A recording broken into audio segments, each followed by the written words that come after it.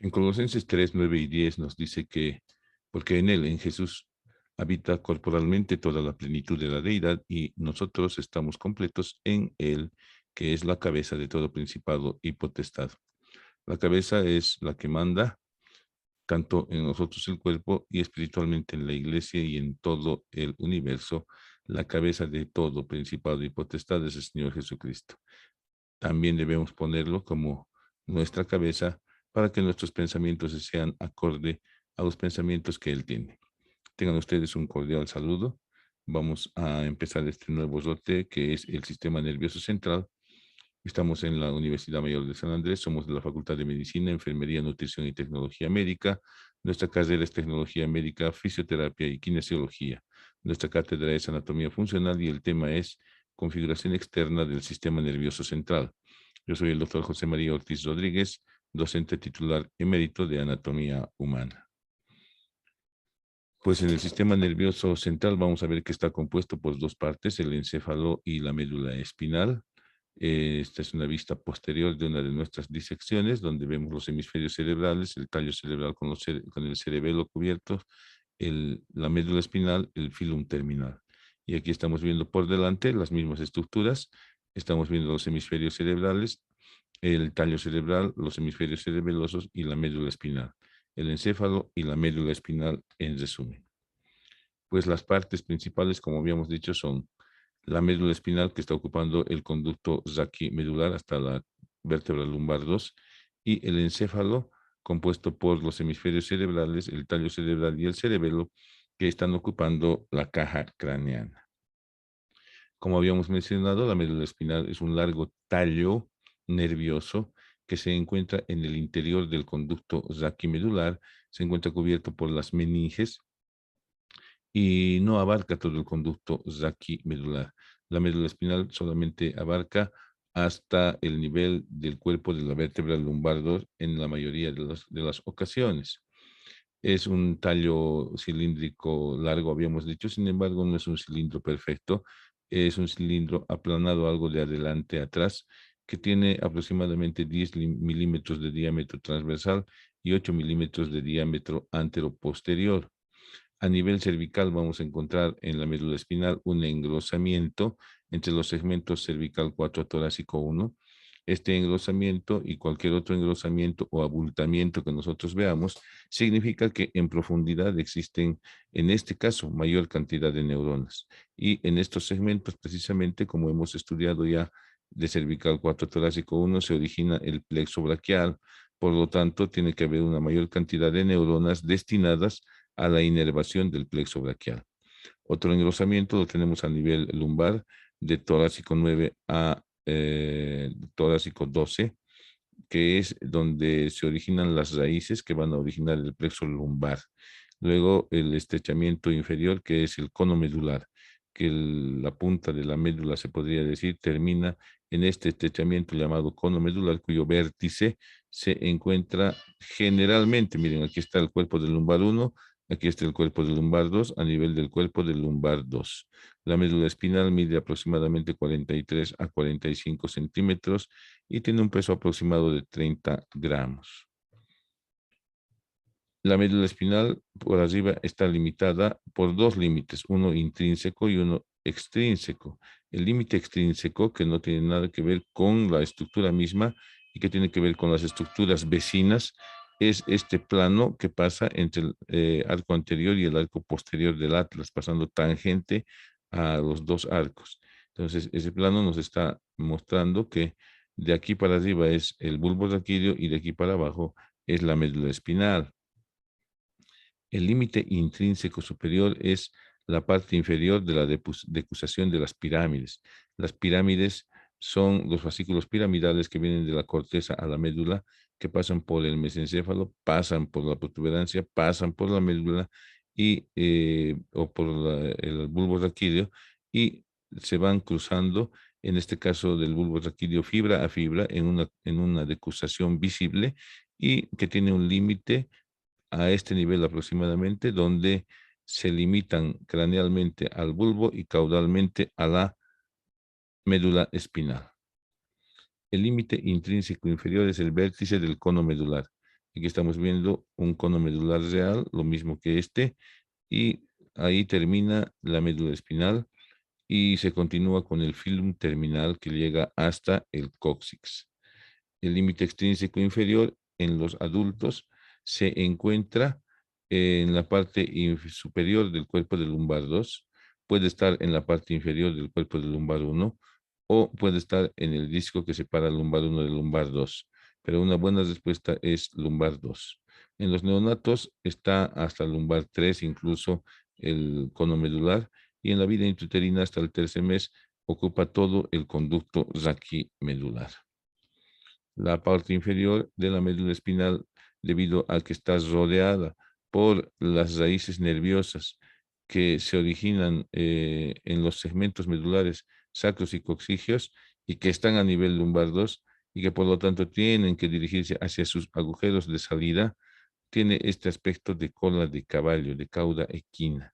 Entonces aquí está una disección con las raíces nerviosas ya extraídas del conducto raquimedular. Aquí hay una disección de McGraw-Hill donde vemos lo real, todas las fibras dirigiéndose hacia su agujero de conjunción para emerger y el cono medular con su filum terminal hasta el cóccix. Y lo mismo aquí, ¿no? La cauda equina, y está el cono medular, y ahí están las emergencias de los nervios que están conformando la cauda equina, ese penacho de nervios. En la médula espinal vamos a encontrar una cara anterior donde se localiza el surco ventromedial o interpiramidal porque está entre las dos pirámides vulvares anteriores. Otro surco que vamos a encontrar lateralmente es el surco ventrolateral que se forma por la emergencia o salida de las raíces nerviosas motoras junto con su propia vascularización, las arterias radiculares, ¿no? Ahí está parpadeando precisamente el surco ventromedial y entre los dos surcos ventromedial y ventrolateral se encuentran los dos cordones anteriores de la médula espinal. Y vamos a encontrar también una cara posterior, donde en analogía con la cara anterior encontraremos un surco dorsomedial de poca profundidad en relación con la médula en la cara anterior. Y lateralmente encontraremos también los surcos dorsolaterales que corresponden a la llegada de las raíces sensitivas, a la raíz sensitiva de los nervios raquídeos. En la región cervical encontraremos que en la cara posterior de la médula espinal existe este otro surco, el surco paramedio dorsal, que está dividiendo en la cara posterior de la médula espinal a nivel cervical un fascículo medial que es delgado o fascículo grácil y un fascículo lateral que es grueso llamado fascículo cuneatum. ¿Ya? Entre los dos surcos posterolaterales se encuentra la cara posterior de la médula y entre el surco posterolateral y el posteromedial se encuentran los cordones posteriores. Entre los dos surcos laterales, ventrolateral y dorsolateral, se encuentra la cara externa de la médula o las caras laterales de la médula en coincidencia con los cordones laterales de la médula espinal. Ahí está la cara posterior de la médula espinal en la región cervical, donde habíamos dicho que además de los surcos dorsolaterales, existen los surcos paramedio dorsales que están separando el fascículo o funículo grácil y el fascículo cuneatum. Los segmentos medulares, pues la médula está dividida en segmentos o mielómeros, que son 8 cervicales, a diferencia de las 7 vértebras, ¿no? Son 12 dorsales, coincidente con las 12 vértebras, 5 lumbares, lo propio, 5 sacros y un segmento coccigio, haciendo en total 31 segmentos que están incorporados a lo largo de este largo tallo nervioso. 31 segmentos que dan emergencia cada segmento a un par raquídeo y cada segmento tiene un territorio de inervación. Entonces el mielómero tiene un territorio de inervación periférica y en el origen embrionario vamos a ver pues que el cuerpo se origina de un dermatoma, de un miotoma y de un esclerotoma. Entonces, el dermatoma va a originar la piel que va a ser acompañada por su nervio. El miotoma va a originar los músculos, que va a ser acompañado también con su nervio correspondiente, y el esclerotoma va a originar las partes duras, huesos, articulaciones, ligamentos, que va a ser acompañada también por su propio nervio. Además de estos, ya que están formando el esclerotoma, el miotoma y el dermatoma, vamos a encontrar que también las unidades vasculares van a acompañar a cada uno de estos segmentos en su desarrollo, y pues una raíz nerviosa acompañará a la inervación de estas estructuras vasculares. Eso se llama angiotoma, y también lo propio ocurre con las vísceras, y esa estructura se llamará viscerotoma. Entonces, en la médula espinal, aquí estamos viendo el mielómero o segmento medular, un segmento medular con su raíz motora y su raíz sensitiva. Ya las fibras que van a dirigirse a la piel y que van a regresar de la piel, ahí están, van a formar lo que se llama dermatoma. Dermatoma es la zona de piel inervada por un segmento medular. Luego tenemos el esclerotoma, ¿sí? Que es la parte ósea, articular y ligamentosa inervada por un segmento medular, ¿sí? Entonces identificaremos regiones de huesos. Lo mismo pasa con el miotoma, lo mismo pasa con el angiotoma, que inerva arterias, linfáticos y venas. Y por último, lo mismo pasa con el viscerotoma, que de acuerdo a los segmentos medulares recibe su inervación. Ahí vemos entonces los dermatomas, ¿no? Los dermatomas en las metámeras, ¿no? Los dermatomas son parte de una metámera. Los mielómeros son los segmentos medulares. Entonces, los dermatomas son los segmentos que están inervados, o las partes de la piel inervados por cada mielómero, por cada segmento medular. Por eso vemos aquí el segmento cervical 5 que está inervando, haciendo una especie de cinturón. Aquí el segmento torácico 1, igual, inervando la piel en esta banda que llega hasta aquí adelante y llega a la parte interna del brazo, haciendo una especie de cinturón, cada uno de los dermatomas provenientes de cada segmento, de cada mielómero. Aquí vemos una realidad de cómo son los mielómeros. Pues miren ustedes cómo el mielómero cervical 8 abarca hasta la parte interna incluso del brazo, lo mismo que el torácico 1. Los miotomas. Los miotomas entonces son los segmentos o las partes o grupos musculares inervados por una raíz nerviosa correspondiente a un segmento medular, ¿no? Aquí tenemos una lista de las acciones de cada segmento medular, de cada mielómero. El mielómero cervical 1 actúa en la flexión de la cabeza, por lo tanto actuará en los músculos que flexionan la cabeza. El cervical 2 lo propio en la extensión. El cervical 3 en la flexión de la cabeza lateralmente, inclinación. Cervical 4, elevación de los hombros. El cervical 5 en la abducción del brazo. El cervical 6 en la flexión del antebrazo y extensión de la muñeca y del brazo, y así sucesivamente, como ustedes ven en esta lista. Entonces, ¿qué significa esto? Por ejemplo, que el mielómero cervical 5 actúa en la abducción del brazo, por lo tanto, inervará al músculo deltoides y al músculo trapecio, que producen la abducción del brazo. Los esclerotomas, como ya hemos dicho, son las partes duras inervadas por un segmento medular o mielómero. Entonces aquí estamos viendo los mielómeros cervical 4 pintados en verde, la clavícula, cervical 5, cervical 6 y cervical 7 a la escápula. Lo propio, miren, cervical 5, cervical 7 y cervical 8 al húmero. Entonces así sucesivamente se van distribuyendo los esclerotomas. Los viscerotomas, como ya hemos dicho, son los segmentos de médula que van a ir a inervar a cada víscera del cuerpo humano. Y los angiotomas, pues también van a ir a inervar regionalmente a cada segmento de arteria, vena o linfático que se encuentren en el trayecto de su nervio correspondiente. La topografía vertebromedular ha sido estudiada por G. Pault, y pues los segmentos medulares no coinciden exactamente con los cuerpos vertebrales, puesto que la médula tiene una menor longitud que la columna vertebral ósea, ¿sí?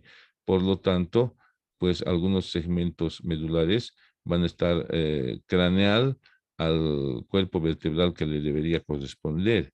Y pues Chipault hizo este análisis y ha comparado las apófisis espinosas de las vértebras con el nivel medular y ha diseñado esta tablita donde dice que en los segmentos cervicales del primero al sexto, en las apófisis espinosas 1 a 6, se debe aumentar un segmento, ¿sí?, a la apófisis espinosa para decir que ese segmento está a nivel de esa apófisis.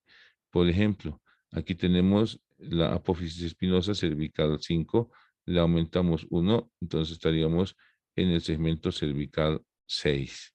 ¿Sí? A partir de cervical 7, aquí está, hasta torácico 6, aquí, se debe sumar 2. Por ejemplo, en la apófisis espinosa de la vértebra cervical 2, deberíamos encontrarnos con el segmento 4. Ahí está el segmento 4. 2 le sumamos a la apófisis torácica 2 y la apófisis espinosa, el vértice está a nivel de torácico 4. En las torácicas inferiores, de torácica 7 hasta torácica 9, dice que debemos aumentarle 3. Y precisamente, si vemos la apófisis espinosa de torácica 5, le aumentamos 3, es 8, y coincide con el segmento 8. ¿Sí? En la torácica 10, aquí, dice que están los mielómeros lumbar 1 y lumbar 2. En la torácica 11, los mielómeros lumbar 3 y lumbar 4. En la torácica 12, los mielómeros lumbar 5 y sacro 1. Y en el lumbar 1 están todo el resto de mielómeros.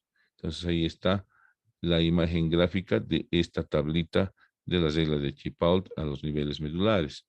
En la médula espinal vamos a encontrar la sustancia blanca en la parte periférica y la sustancia gris en la parte central. Entonces aquí estamos viendo la sustancia gris distribuida en astas anteriores o motoras, astas laterales, órgano vegetativas, astas posteriores sensitivas y esta comisura gris que tiene en su interior al acueducto del epéndimo, y este acueducto está dividiendo a la comisura gris en una comisura gris posterior y en una comisura gris anterior. La sustancia blanca está dividida en un cordón posterior, en un cordón lateral, o sea, 2 cordones laterales, 2 cordones posteriores y 2 cordones anteriores. También tienen una comisura blanca anterior y una comisura blanca posterior. Aquí estamos viendo a la médula espinal rodeada de sus medios de protección. Primero, la columna vertebral ósea, que es un medio importante de protección. Luego, la grasa epidural y las meninges. La dura madre, la aracnoides, el espacio subaracnoideo con el líquido céfalo-raquídeo y los medios de fijación, como este ligamento dentado, que son los medios de protección de la médula espinal.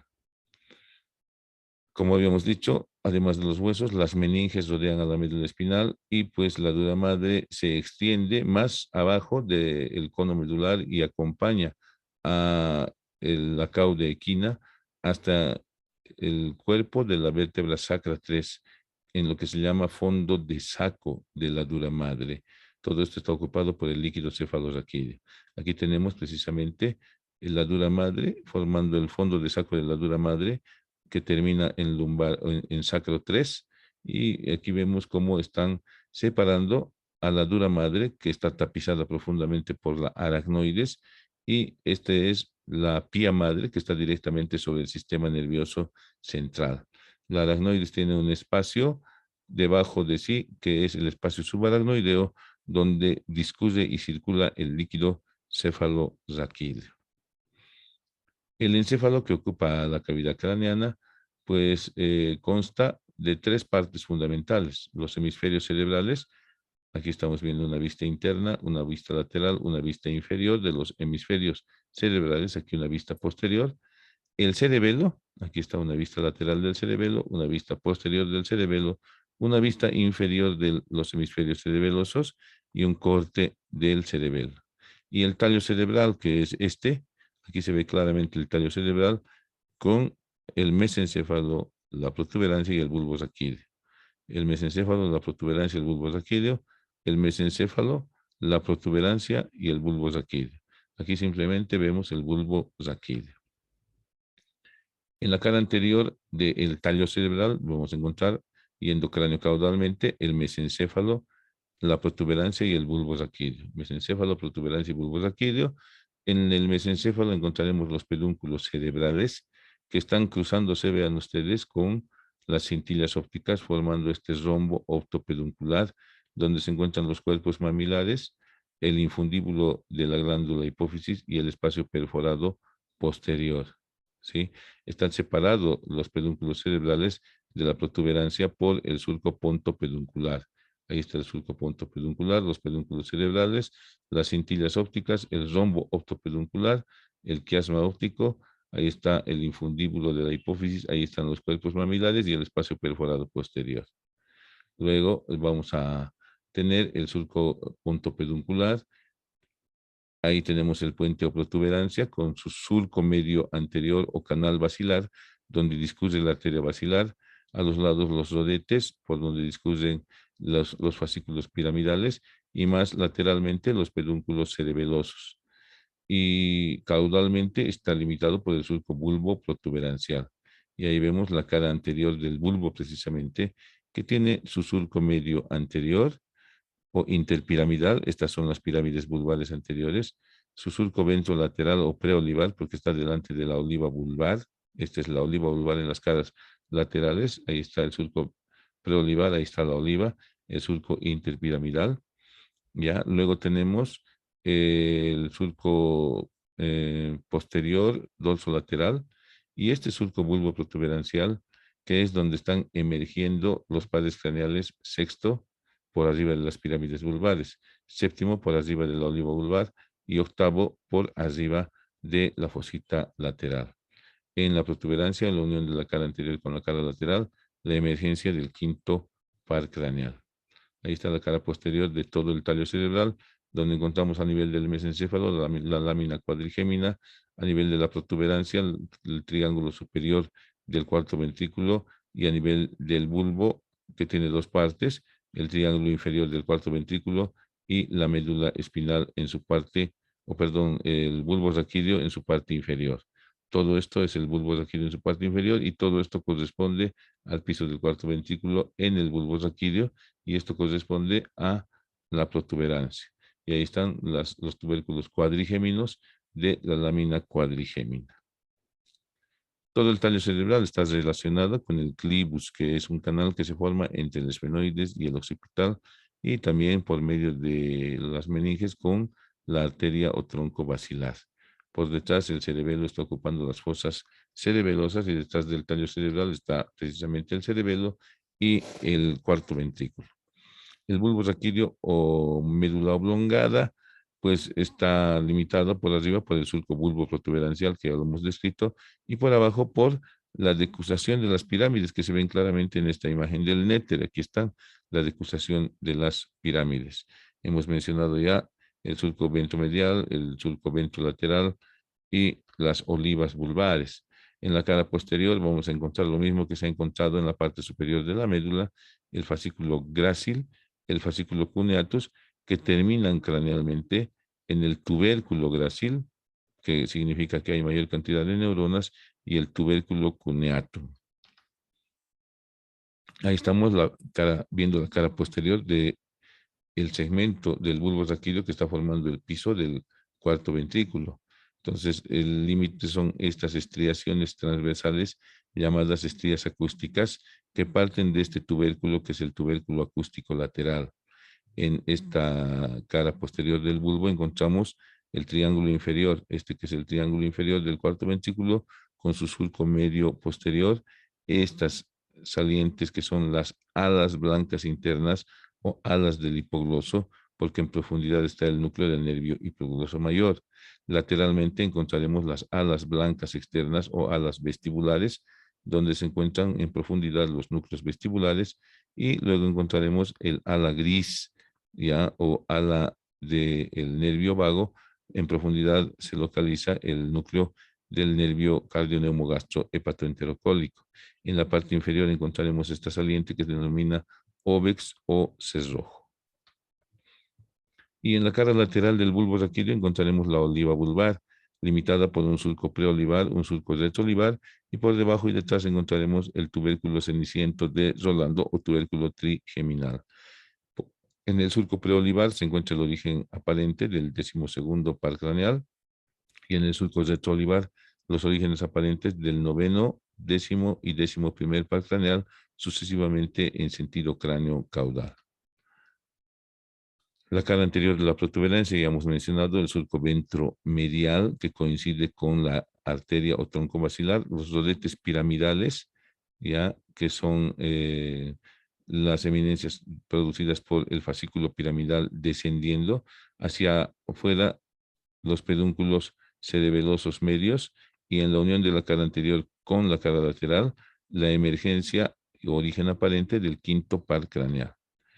Y la cara posterior de la protuberancia corresponde al triángulo superior del piso del 4º ventrículo. Aquí está una imagen real, donde encontraremos en la parte inferior estos que son los colículos faciales, que corresponden en profundidad a las rodillas del nervio facial y al 6º par craneal. Hacia arriba los funículos, ya los funículos teres o redondos, y lateralmente en la parte superior una zona oscura que se denomina locus coeruleus, caeroleus, que en profundidad representa el mismo núcleo, locus caeroleus, donde se produce la noradrenalina. Ahí tenemos al mesencéfalo visto por delante, de perfil y por detrás.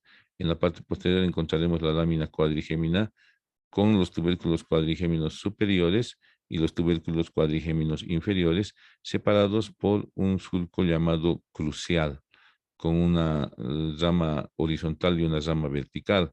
En este surco crucial encontraremos que la rama horizontal superior es más ancha, se denomina lecho pineal porque ahí se aloja la glándula pineal o epífisis. Hacia abajo se continúa con el frenillo de la válvula del velo medular o frenillo de la válvula de Bussens. En la cara anterior, pues el mesencéfalo está representado por los pedúnculos cerebrales que al cruzarse con las cintillas ópticas forman el rombo optopeduncular. Y en la cara lateral estamos viendo aquí los pedúnculos cerebrales y ahí está la lámina cuadrigémina. El rombo optopeduncular ya lo hemos mencionado, entre los dos pedúnculos cerebrales y las dos cintillas ópticas. Es un rombo que contiene al infundíbulo de la glándula hipófisis, a los tubérculos mamilares y al espacio perforado posterior. El surco pontopeduncular es donde sale el tercer par craneal, es donde se encuentra el origen aparente del tercer par craneal.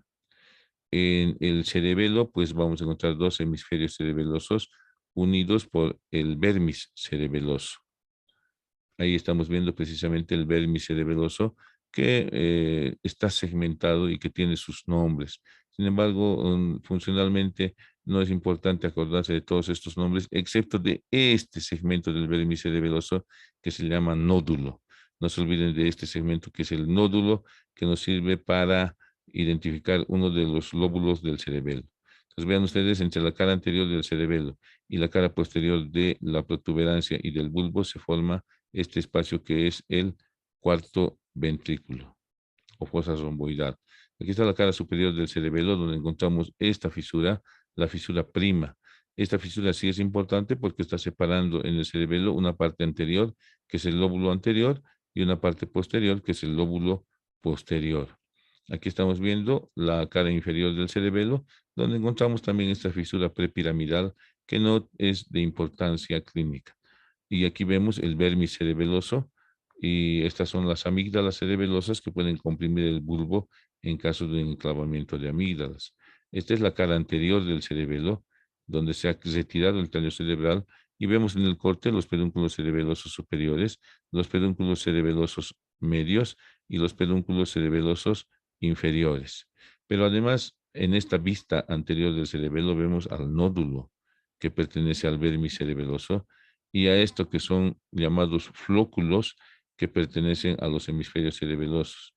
Los nódulos, por medio de un puente nervioso llamado víncula, se unen con el flóculo para formar el lóbulo flóculo nodular que corresponde al arquicerebelo, a la parte más antigua que controla el equilibrio.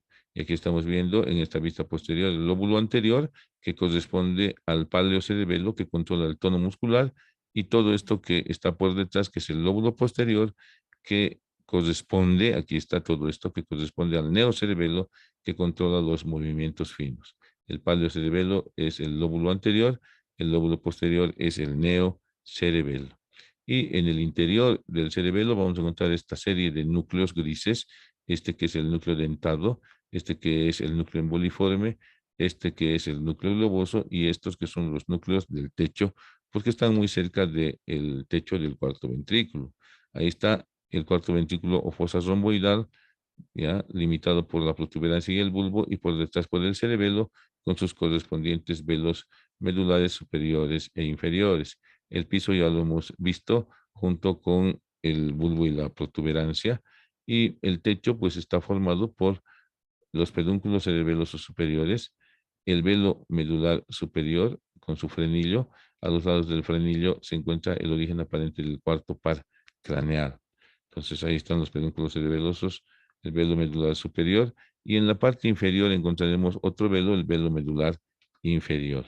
En el triángulo inferior encontraremos la tela coroidea que en profundidad nos van a presentar estas eminencias que son los plexos coloideos donde se produce el líquido cefalorraquídeo. En el techo del cuarto ventrículo encontraremos cerca al ángulo inferior un orificio que es el agujero de Luzca, perdón, de Magendie. Este es el de Magendie o medial y estos son los agujeros de Luzca o laterales que van a comunicar el cuarto ventrículo con el espacio subaracnoideo. El diencéfalo. El diencéfalo es la parte más alta del tallo cerebral que se encuentra entre los dos hemisferios cerebrales. Aquí tenemos el diencéfalo, aquí está el diencéfalo en esta disección, que contiene una región talámica, epitalámica con la glándula pineal o epífisis, ahí está, y una región metatalámica con la parte posterior del tálamo óptico, una región hipotalámica y una región subtalámica. Ahí está precisamente el tálamo, la epífisis, el hipotálamo, la región subtalámica. Y en el hipotálamo vamos a encontrar importantes conglomerados neuronales que los hemos visto ya en el aparato glandular, que van a producir hormonas que van a controlar todo el organismo. Entre los dos ventrículos o entre los dos diencéfalos se encuentra un espacio que es el ventrículo medio. El ventrículo medio que tiene un techo formado por la tela coroidea superior y el plexo coroideo superior y el pilar y el trígono cerebral. Una pared anterior formado por el pilar anterior del fornix, la comisura blanca anterior, la lámina terminal, el receso supraquiasmático, el quiasma óptico y la vertiente anterior del infundíbulo, un piso formado por el tuber cinereum o vertiente posterior del infundíbulo, los cuerpos mamilares, la parte superior del pedúnculo cerebral, aquí está el orificio que comunica con el acueducto mesencefálico que pone en comunicación el ventrículo medio con el cuarto ventrículo. Y aquí tenemos la base de la glándula pineal. Pues en algunas ocasiones puede haber que los ventrículos se dilatan debido a que el líquido cefalorraquídeo no está circulando adecuadamente y producen este abombamiento. En este caso estamos mostrando el ventrículo medio, estos son los ventrículos laterales, lo cual va a ir a comprimir la corteza cerebral y puede producir deterioro. Muchísimas gracias por su atención.